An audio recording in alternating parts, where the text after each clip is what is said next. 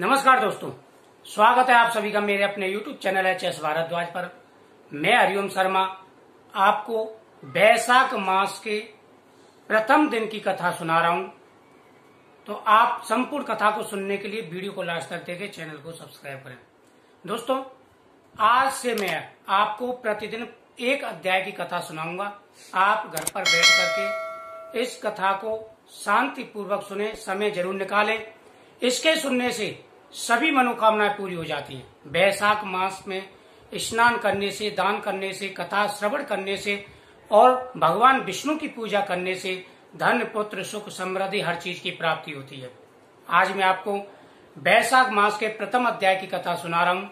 आप ध्यान से सुने और प्रतिदिन की जो कथा आएगी उसे जरूर सुने। इसका बड़ा महत्व होता है। श्री सूत जी कहने लगे कि ब्रह्मा जी के पुत्र श्री नारद जी से राजा अम्बरीश ने पूछा कि ब्राह्मण, मैंने सुना है कि बैसाख मास सब मासों में उत्तम है, सो कृपा करके आप बैसाख मास का महत्व विस्तार पूर्वक कहिए। यह मास भगवान को क्यों अधिक प्यारा है? इस मास में क्या दान करना चाहिए? इस मास में किस देवता की पूजा की जाती है?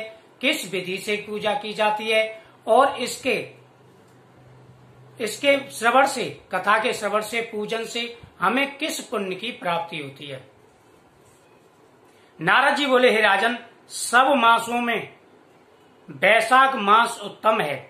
भगवान श्री कृष्ण ने लक्ष्मी जी से जो कहा था, यानी भगवान विष्णु ने जो लक्ष्मी जी से कहा था और ब्रह्मा जी को जो महत्व सुनाया था वह मैं तुम्हें सुनाता हूं। यह मास विद्याओं में वेद विद्या, मंत्रों में प्रवर, वृक्षों में कल्प वृक्ष, गौ में कामधेनु, नागों में शेष, पक्षियों में गरुण, देवों में विष्णु, वर्णों में ब्राह्मण, प्रिय वस्त्रों में प्राण, मित्रों में भार्या, नदियों में गंगा, तेजस्वियों में सूर्य और शस्त्रों में चक्र के समान है।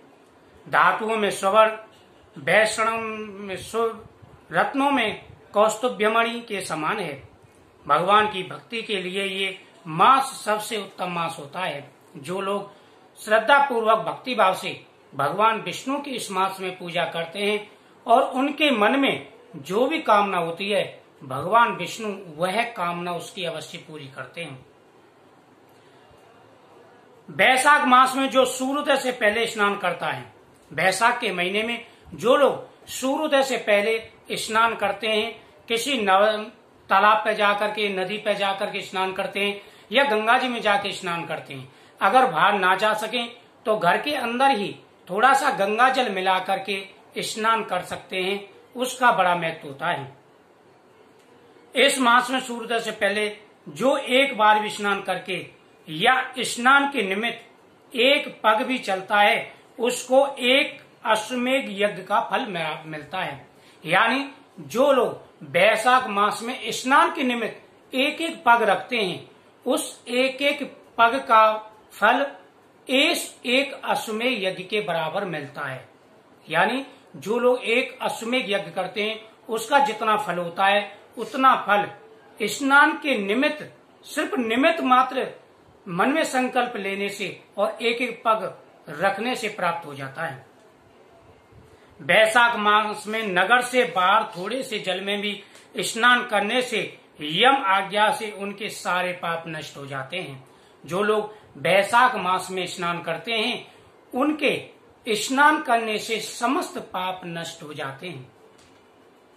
विष्णु भगवान की आज्ञा से बैसाख मास में सूर्योदय से 6 घड़ी तक, 2.5 घड़ी का 1 घंटा होता है, 6 घड़ी तक सब तीर्थों के अधिष्ठाता देवता जल बाहर मनुष्यों के हित के लिए ठहरते हैं।